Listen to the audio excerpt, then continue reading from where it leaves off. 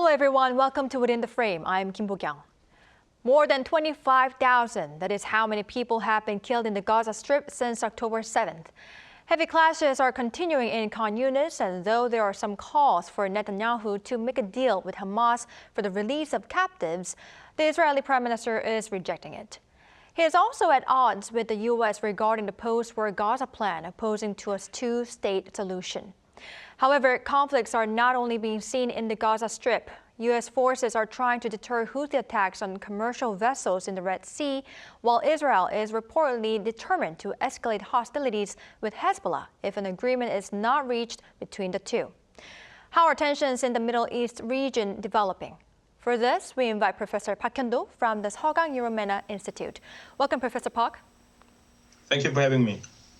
And we also have Dr. Aidan Hehir from the University of Westminster. Good to see you, Dr. Hehir. Good to see you. Thanks for having me. All right, Dr. Hehir, first question. So over 25,000 people have been killed in Gaza Strip since the start of the war amid ongoing heavy clashes between Israeli forces and Palestinians. Now, how is the conflict developing on the Gaza Strip?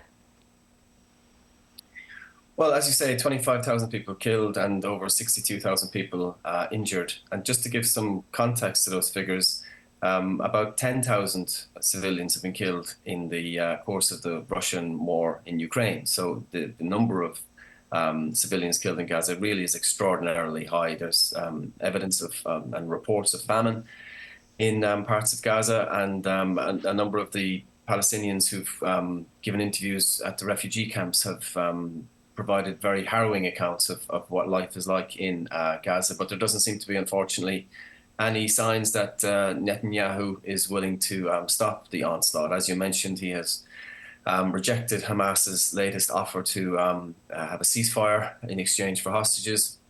But he's also said that he would reject the idea of a Palestinian state when Israel ends its offensive against Gaza, which has been condemned by the United Nations Secretary General. It's also been condemned by the United States.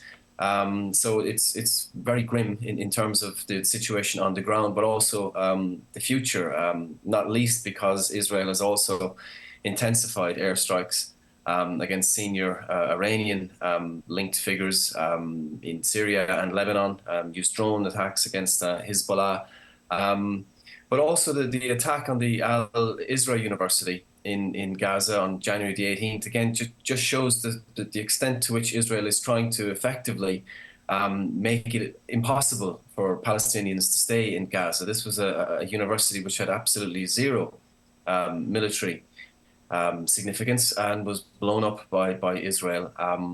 So, you know, there doesn't seem to be any lessening of Israel's determination to carry out what is, you know, very obviously a massive onslaught against Palestinians. Some people would say it's genocide, and I would agree with them. And the international community appears to be powerless to stop Israel. All right, it's just tragic indeed. Hope we don't have to see any more civilian casualties. Now, Professor Park, over post-war Gaza Strip, it seems there are divided views, like our Dr. Hehir already mentioned, with the U.S. supporting the idea of creating a Palestinian state, while the Israeli Prime Minister rejecting that idea. Could you tell us how their views differ? Well, I was not very surprised to actually listen to Prime Minister Netanyahu rejecting any notion of two states, because from the very beginning, actually, for a long time, it has been a Prime Minister who rejected the idea to Palestinian independent state. In a sense, actually, the Prime Minister Netanyahu is quite actually consistent in not losing any grip or any control of Palestine in whatever means. And I don't think there is any room for discussion with the Prime Minister over the establishment of independent Palestinian state. And what is really surprising, or not surprising, but in a sense, actually, it is very sad, lamenting, is that the public opinion of Israel itself is not actually supportive of the independent Palestinian state.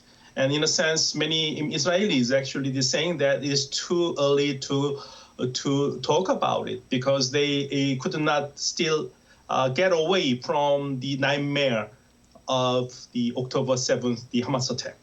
So I think it is very negative, and probably United States will try to actually persuade the Israel, but I don't think the Biden administration has any chance of being successful in persuading Prime Minister Netanyahu over the issue. And well, I'm very negative. I'm very negative, and it is very sad. All right, I see your point. Now, Dr. Hihir, if I'm correct, Israeli, Palestinian, and Middle Eastern foreign ministers will soon have a meeting with their European Union counterparts in Brussels. What meaningful developments do you expect them to come up with regarding the situation in Gaza? Well, the priority has to be to persuade Israel to stop massacring civilians. There has to be a ceasefire. There has to be great effort put into enabling much more humanitarian aid, into Israel to help the Palestinian civilians.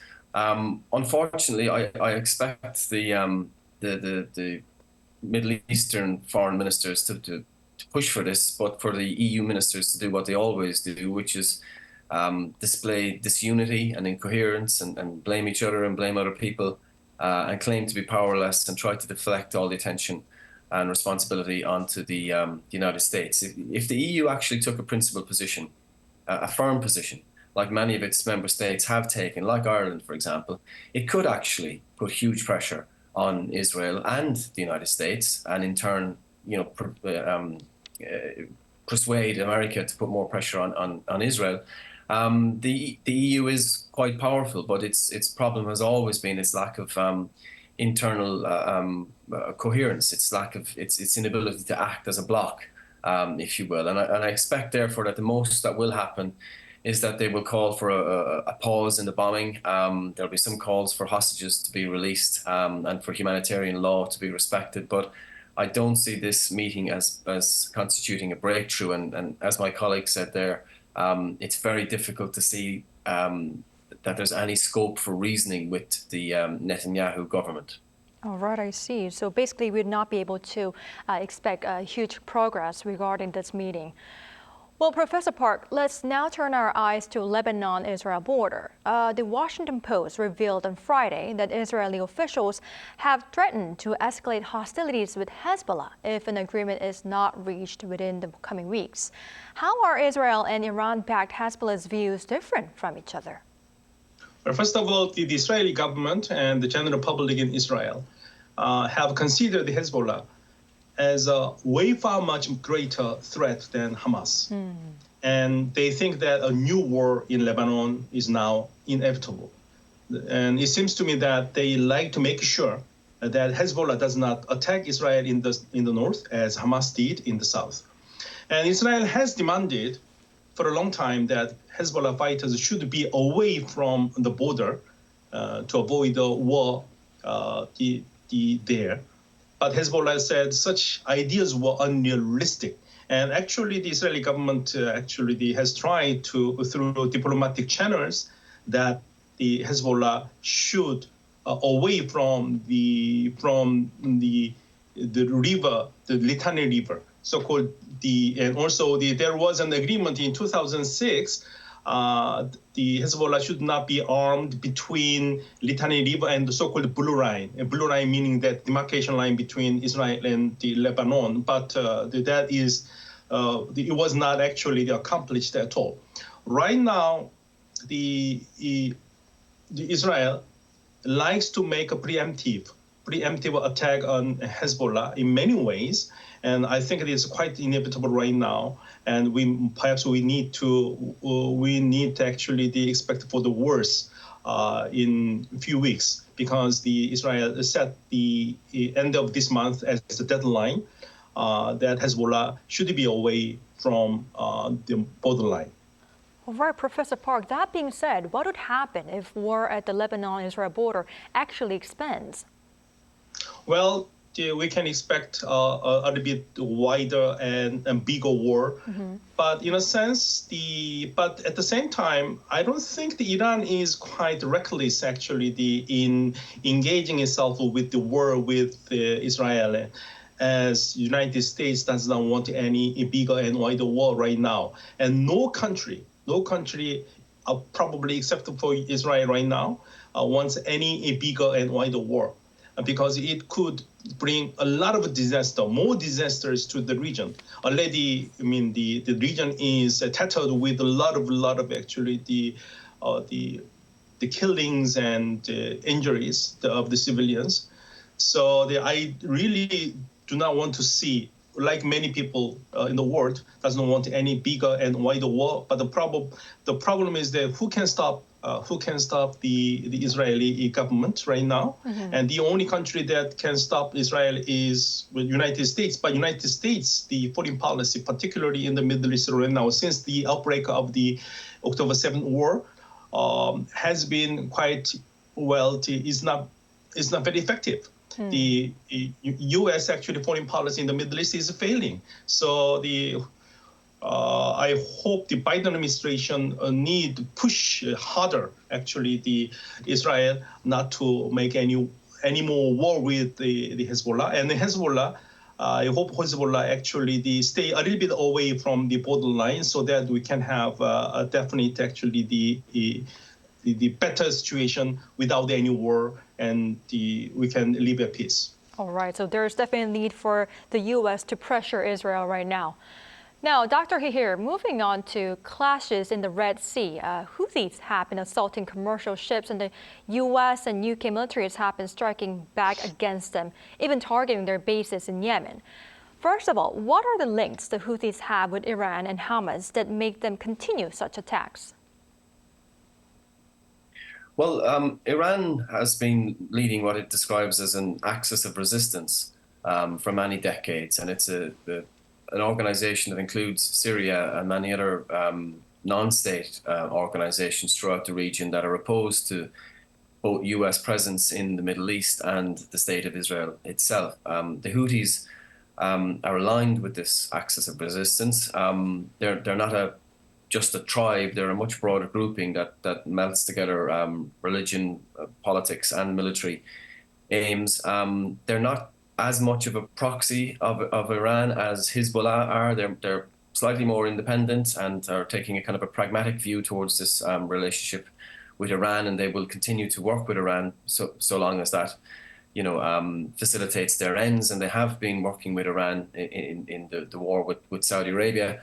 And what they're trying to do with respect to Palestine is frame themselves as the heroes, standing up for the defenseless Palestinians. I think the last time I was on your show, I mentioned the fact that there was a huge amount of anger, rage throughout the Middle East, and that many of the governments in the Middle East hadn't really been able to harness that anger. They've been trying to take a much more sober line with respect to Israel, and the people on the ground are becoming, increasingly furious.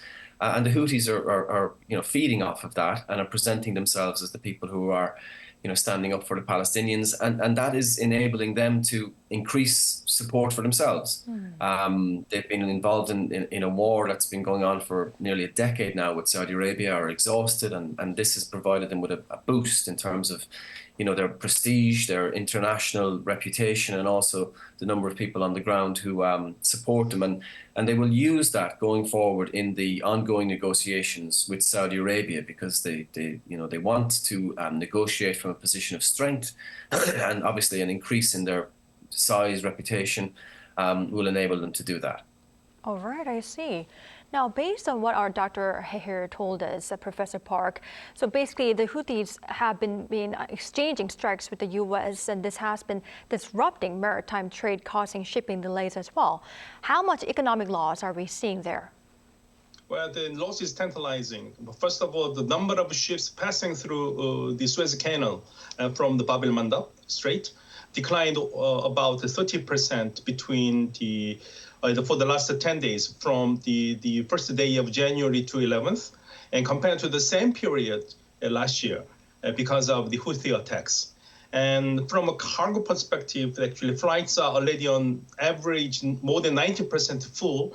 And it means that air freight rates will increase much more than 10% if the current situation goes for a long time. And if the Red Sea crisis continues and more companies will be getting nervous, and around 30% of the container trade, normally pass through the Suez and the Red Sea Canal, but right now the traffic is absolutely the traffic has a lot of problem, and particularly since almost 30% of the goods in these containers are furniture and household goods, and also general electrical appliances, and we can expect actually the increase of the consumer prices for the next 3 or 4 months. Right, I see, Professor Park. Now, Dr. Hehir, we cannot leave out Iran's attacks. Iran launched ballistic missiles at an Israeli spy headquarters in Iraq's Kurdish region, hit targets in northern Syria, and though agreed to de-escalate tensions, exchanged tit-for-tat military strikes with Pakistan as well. Could you tell us what Iran's intentions have been behind such moves? Well, yes, since 1979, when there was the revolution in Iran, there's been essentially 3 pillars to Iran's foreign policy. The first one has been to evict America from the Middle East. The second one has been to replace Israel with Palestine. And the third one has been to essentially bring down the US-led world order. Excuse me. And as I mentioned previously, they have this axis of resistance now, which they see as a means to achieve those aims. The attacks by Hamas on October the 7th weren't something, from what we can gather, that Iran knew about in advance. And up to that point, Iran had been pursuing a more conciliatory line with some people that had been involved in negotiations with Saudi Arabia, and indirect negotiations with the United States to try and lift the sanctions the US has imposed on them. But obviously the October attacks have changed everything. And you can see with respect to the missile attacks that Iran itself has launched recently, the scope of its opponents, the people it considers itself to be fighting against. In Pakistan, it targeted Sunni Muslims from Iran, and in Iraq, in the Kurdish-controlled region of Iraq, it attacked what it claimed to be was an Israeli spy agency. And then in Syria, it attacked the Islamic State. So you've got those 3 different groups that it is engaged in hostilities against. But obviously also, it has very, very poor relations with the United States and with Israel, and also Saudi Arabia. It has links with Hezbollah, as we've mentioned, who are increasingly becoming drawn into the conflict, particularly obviously on the Lebanon-Israel border. And unfortunately, again, as my colleague has suggested there, it seems very likely that we're on the cusp of quite a substantial regional war at this stage. This looks like the early stages of something that's about to spiral out of control. The number of people involved, the types of groups that are involved as well, which are very unpredictable. You know, these small organizations that are armed and want attention. They are all capable of doing something that could suddenly tip the balance in a particular direction and lead to something that would be truly horrific for the region and for the globe. Right. I mean, based on what Dr. Hehir told us, Professor Park, tensions between Israel and Iran definitely seems to be growing. How do you see the chances of, Iran and Israel directly being in conflict? Though I understand that you already told us that the chances are quite slim. Well, predicting the exact actually likelihood of direct military conflict between these 2 countries is quite challenging and difficult, because it depends on a lot of factors and can be influenced by rapidly changing geopolitical dynamics. And we know that both countries have been involved in a lot of conflicts and spy wars and expressed hostile rhetoric words toward each other since 1979, the Iranian Revolution. But first of all, it is very difficult to actually expect the direct conflict. But what is certain is that Israel is generally considered to have a technological and qualitative advantage in Air Force. And Iran's Air Force is quite actually inferior to the Israeli Air Force. So, and also the Iran does not want to get actually drawn into the conflict with Israel, because this time actually the Hamas war with Israel was not actually designed by the Iran, and Iran does not have any clear picture where to get in. So right now, Iran has more urgent problem, that is the lifting of American sanctions on Iranian economy. And Iran has a lot of internal actually enemies. You know, recently we know that the Baluchi separatists in the south, and also the Kurdish separatists in the west, and also in the north, the Azeri independent actually the activists. So Iran has also internal problems, and along with internal problems, they are trying to have another war outside of the Iranian territory.